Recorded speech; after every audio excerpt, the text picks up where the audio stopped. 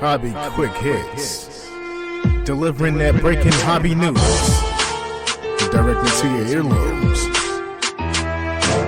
You want to know those hot drops from the card shop? We've got you covered. With your host, John Newman.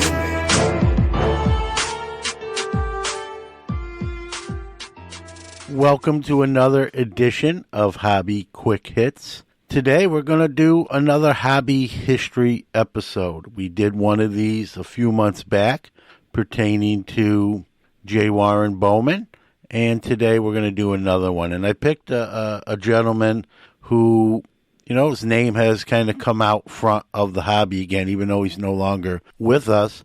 We all know about the 9.5 SGC mantle that just went for $12.6 million via Heritage Auctions. Well, that came from this gentleman's purchase and find.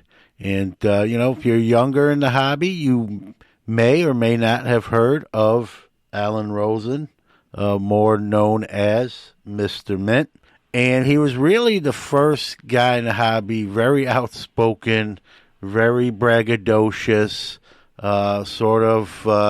had a used cars salesman sort of vibe, but no one can deny his importance and no one can deny his smart and intelligent. He saw some stuff sort of ahead of its time. And when you ask someone who knew him, whether they, liked him or not, it's one of two answers. You either got, I liked him a lot or loved him, or I couldn't stand the guy. There's no in-betweens.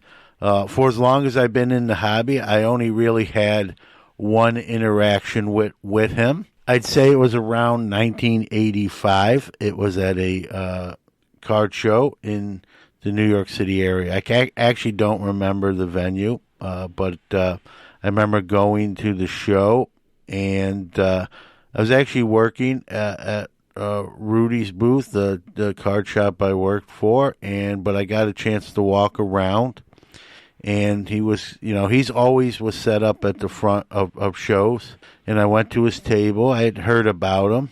I went to his table, and he had an unopened pack. I forgot what year it was. It was old, and I asked him how much it was. And truth be told, I was asking more out of curiosity than, being able to afford it. And rather than just saying the price, which, again, would have been not in my budget, he kind of responded to me like, you don't have enough money, kid. And that was, while he was telling the truth, it's still, not a great response. Kind of gave me the brush off. And if you know sort of my MO, right, I'm a kids in the hobby guy. I think it's important, and if the situation was reversed, that would never come out of my mouth. But Alan didn't really care. Alan was sort of about Alan. So that's the answer I got. That was my one brush with him. I've seen him at shows where I was at the same show, but that was my only interaction with Mr. Rosen. So definitely a unique personality. Some people thought he was bad for the hobby. Some thought some people will tell you where we are now. He's partly responsible for that. So we're going to learn a little bit more about him. We're going to hear from our great sponsor, do our hobby news, new releases, and then we're going to get into Alan Rosen, Mr. Mint. We're going to learn some stuff even before he became who he was in the hobby. So don't go away. We'll get the show started right after we hear from Mojo Breaks. MojoBreakShop.com is the best place to get your sealed wax products and brakes. They not only have the best selection, but the best prices.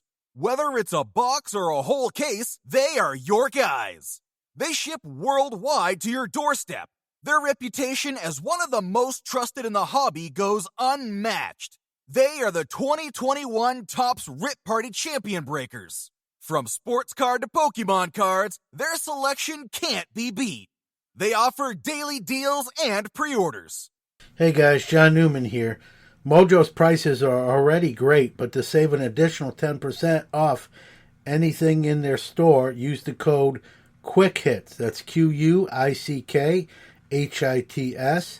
Check out the full service store that's open 7 days a week in Santa Clara, California, or the website at mojobreak.com. Let's check out this week's Hobby Wax releases. Take it away, Max.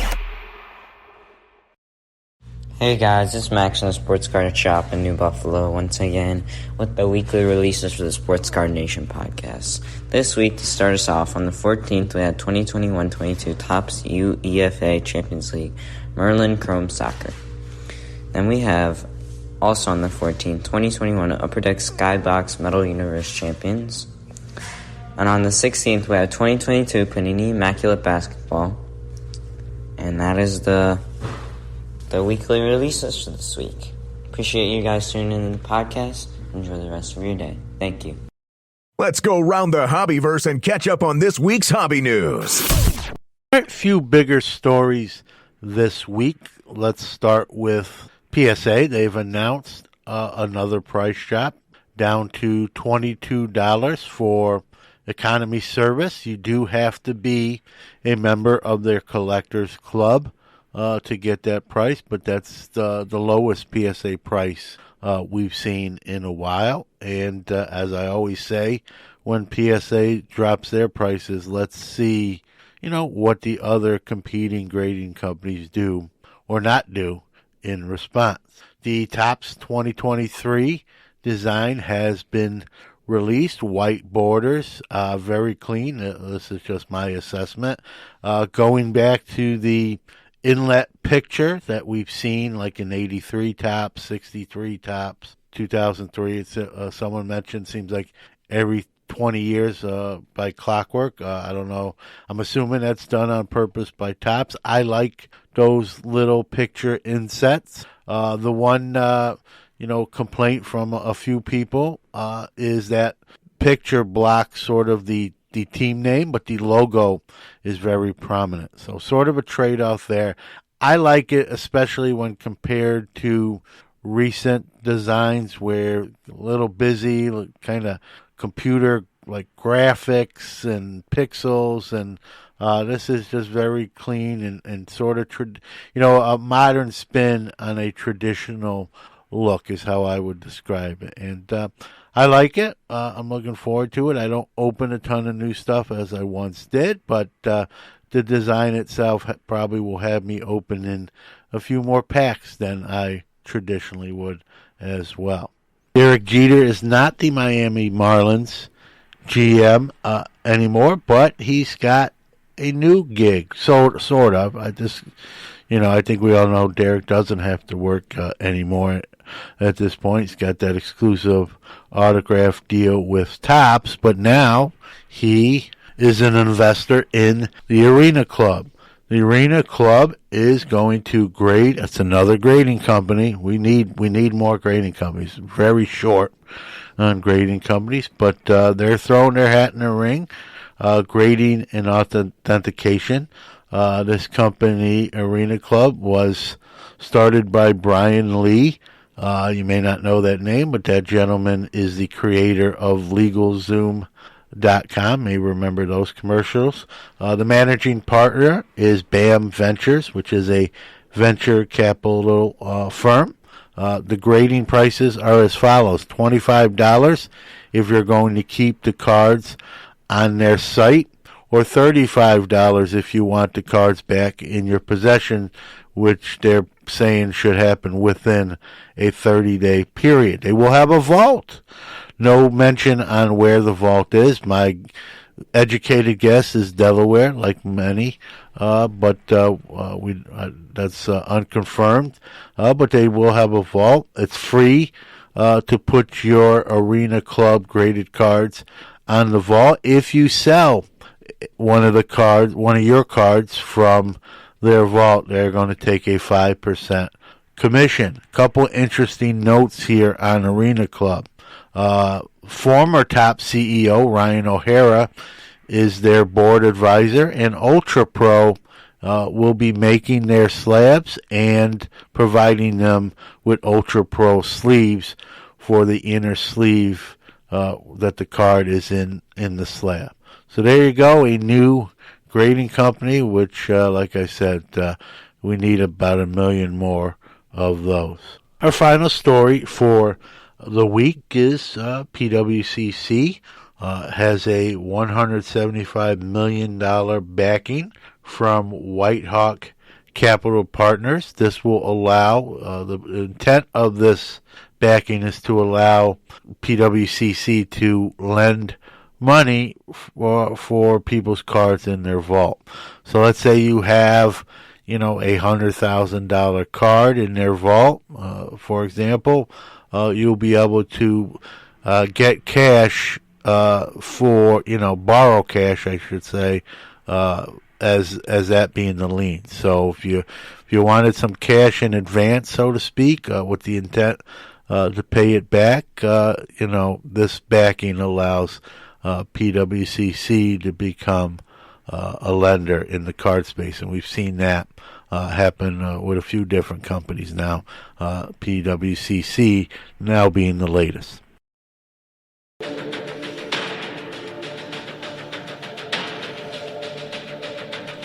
now, our feature presentation. My name is Mr.Mint, Alan Rosen, generally known as the largest buyer and seller of vintage sports memorabilia in the world. All right, you heard the man introduce himself, and he was not shy to tell you what he was about.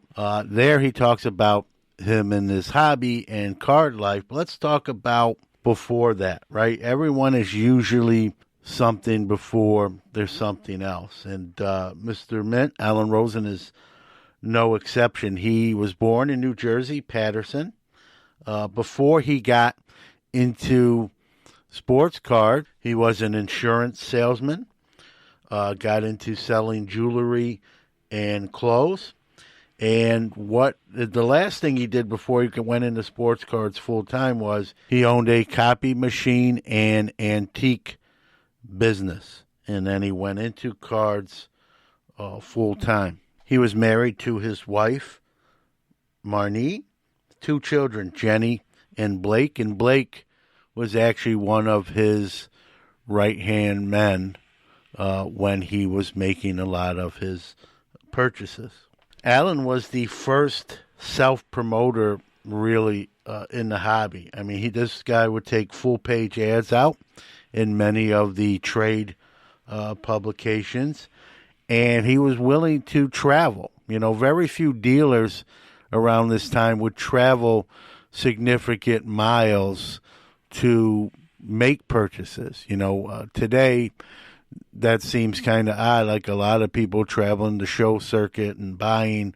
But back in this time, in the early 80s, late 80s, early 90s, travel, while possible, obviously, for dealers, it was sort of unheard of. Actually, many dealers were not full-time, right? Most dealers had a regular job, and dealing cards at shows was a side hustle. Well, for Mr. Mint, it was his job. So he was willing to advertise more, travel more. I don't want to say spend necessarily more. Well, I'll say this. He had more cash than most dealers, which allowed him to buy more collections. And that really started to put him on the map. Like I said, he would travel, he would buy collections, and a lot of famous collections that became famous for what we know of them now. Whenever I leave the house, basically, I bring between $20,000 and $50,000. What he didn't mention there, that was Alan himself again, was besides the cash on hand, he also carried a weapon. He was known for carrying cash, so he was a target. He also usually traveled with an entourage of 4 to 5 folks. A lot of times, like I mentioned, his son Blake and his team. So there was a group of them, but pack some heat to protect his money. Another thing about Allen that I don't think gets talked enough about or gets overlooked. We know like the big auction houses the way we know them today, right? The Heritages, the Goldens, etc. Well, Allen started really one of the first auction houses pertaining exclusively to sports cards, and he ran it out of his New Jersey home via telephone. So people would call and place bids. He'd set, a time limit on the auction, and people would call and phone in bids. Now, you got to remember, this is before the computer age and the social media age as we know it today. Today, you can go online and place all your bids, but this predates that. And so he really was, sort of a pioneer in auctions, starting it via the phone out of his house. At one point, he owned 9 separate T206 Honus Wagners. He wrote 2 books. I don't own the books anymore, but I read both of them. And, I don't have them anymore. I'd love to refer back to some of the things. But, one book talks about how to buy and make money. And a lot of the stuff in there really rings accurate today. Again, like him or not like him, he, had his finger on the pulse, knew what he was doing, had the wherewithal and the capital to make it happen. But many of those mantras that he put in his books still really ring true today. And you hear other people talk about it, and he was one of the first to really kind of put it out there. A couple quotes from Allen that I think sort of epitomizes who he was and his style. He said, quote, "Never fall in love with anything you've bought. Be prepared to disown it for the right price at any time." It's funny hearing that quote really hits home to me. I've talked about this on an episode of Hobby Quick Hits way back when about my store days from 92 to 97 and how I got attached to certain cards and wouldn't sell them while I was, doing a store, and how I, made a mistake by getting attached to cards. And, if I ever did a store again, it's something I would learn from that past mistake, that if you're running a business, you can't get attached to the cards. If you're not, like I'm not really now, I mean, I sell cards, but you're more, able to have a PC, so to speak, because your mortgage doesn't rely on you having to sell cards. So interesting quote there from Allen, and I think it really rings true depending on the situation you're in. Obviously, you got to remember, for him, this was his full-time 100% business, so he did not get attached to the cards. While he wanted things and memorabilia, the end goal was to sell them and make a profit. Another quote, he said, "I collect money, $100 bills. I'm loud, I'm braggart, and I'm brash, but I'm the best." All you do is give me aggravation. I don't want to deal with you anymore. I think all 3 of the cards are fake. Most will tell you he did not have a great bedside manner, as maybe, that clip illustrates, and that's why many didn't like him. Mr. Mint was an opportunist, to say the least, in the early to mid-'90s when the vintage Star Wars market exploded. Much like he did with baseball cards and sports cards, he took out big full-page ads saying that he was buying vintage Star Wars collections, and even referred to himself as Mr. C10. I will say that his Star Wars buying was not as fruitful as his, baseball collection and sports card collection buying. But again, it just shows you how he, sees the market and tries to take advantage of where it is and where it's going.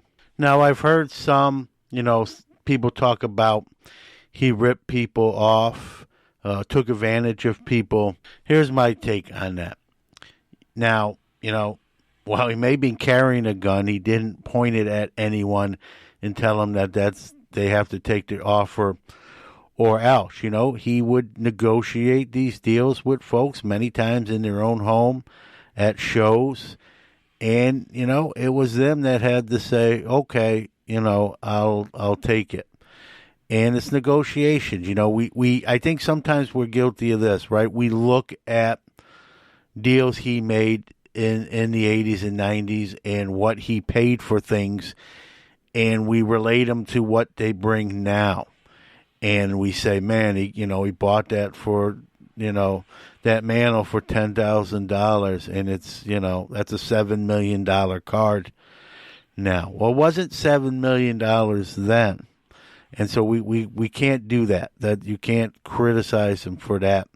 So, he made offers. People accepted them. Was he shrewd? Could he be overbearing and domineering? Sure. But a lot of people can be that. Ultimately, people didn't always sell their stuff to him. He in his book, he said that, he didn't get the deal every time he went to someone's house or every time he was negotiating at a card table. So, people didn't always sell to him. So, the people liked the price they paid for it. So, when I hear ripping someone off is maybe when someone who doesn't know, a younger kid or something that doesn't know what they have. And I don't think, that was Mr. Mint's MO. While the bedside manner left a lot to be desired. I think he said what he could pay, and it was up to that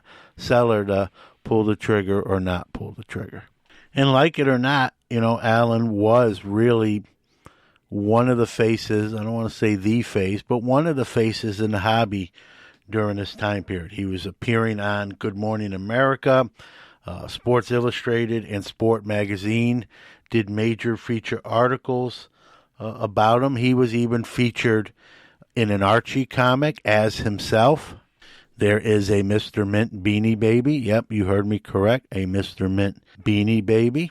The 2008 movie, Diminished Capacity, starring Bobby Cannavale, also had a character in that movie that was 100% based on Mr. Mint, Alan Rosen. It was played by Bobby Cannavale, and that character's name in the film, the Mint Man. So 2 mints, the Mint Man. And Alan Rosen was very critical and was not enthralled and enthused by the way he was portrayed in that movie. He was the sponsor and driving force behind the New York Yankees 1961 30th reunion show in Atlantic City. He was even a sponsor of some of the gift bags given out at some of the Nationals. I'm the longest running dealer in the hobby, and I don't sell anything at the show, so I'm there to buy, and I like to be noticed. As a matter of fact, I become so obnoxious that I don't do a show unless I have the front table. Not everyone likes my act. Because this is not a very impressive looking ring. What the hell with those people? As you heard from himself, when he set up at shows, he had a demand. He wanted to be that front first table when you walk in the show that everyone sees. I know he's declined setting up at a show where the promoter did not allow that to happen. Most promoters acquiesced. He paid probably a little extra sometimes for those spots. He only did shows that he perceived were good. So if Mr. Mint asked to set up at your show, it was perceived as a compliment that your show was Mr. Mint worthy. And like I said, he was always demanded that right up front table to be the first thing you'd see as you walked in. He was known for standing out in front of it and, being a promoter in himself and talking to people and garnering attention. I do know in talking to some dealers who set up at shows with him, and like I said, I was working at the time for someone who was setting up at the shows. Some of the dealers were not fond of that preferential treatment and just his style and sort of carnival barker, if you will. But as you just heard from that quote from Alan Rosen himself, he really didn't care what other people thought. And again, I think that's, something to be said, right? He did he was himself, like him or not, and that was his whole MO. Believe it or not, for as big as he was in the hobby and with all the purchases he made, I don't know how many of you know this, but he was not a fan of grading or graded cards. He chose to buy cards raw based on condition. I mean, obviously, he tried to buy the best condition cards, but he did not necessarily believe in grading. He obviously loved to traveled the country in search of deals, setting up at shows in search of more deals, and he traveled so much he got to know, in certain towns, he loved fine dining, and he got to know, the restaurant owners and had favorite places he would like to eat dinner, maybe entertain a potential client, got to know the owner of the restaurant, got whatever seat in the house he wanted, and, made the restaurant tour as well. I think about that, even us, right, when we go to nationals and we find a restaurant we're fond of and we like, right, we tend to go back there again, the next time that national is in that city. And so, I mean, that's just, I think, human nature there. Unfortunately, Alan was struck by leukemia, but in the early stages, he was still doing the show circuit, traveling, and working, so to speak, even after his diagnosis, but eventually succumbed to his illness in 2017 at the age of 70 years old. That's going to be the hobby history of Mr. Mint, Alan Rosen. Definitely a polarizing figure of the hobby, but again, whether you love him, hate him, that rare in-between person, you can't argue with sort of what he brought to the table, right? We have outspoken folks in the hobby today. I don't have to mention names, but, many can point to 3 or 5 people in the hobby with big voices, big platforms, braggadocious in some cases, right? Well, Alan created that in the hobby. He was the, trendsetter there, even back before social media. Imagine him in his prime with the social media we have now, Instagrams, TikTok, Twitter. You'd think he was a big personality then.